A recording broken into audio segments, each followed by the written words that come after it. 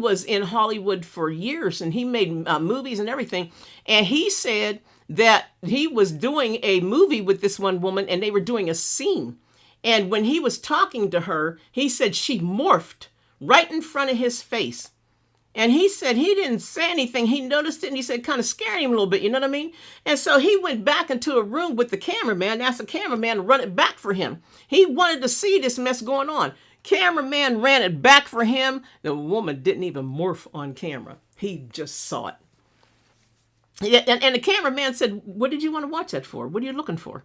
He said, nah, never mind. He saw the woman morph, and he said it's an older woman in Hollywood. Everybody knows her. He said the woman's face morphed in front of him.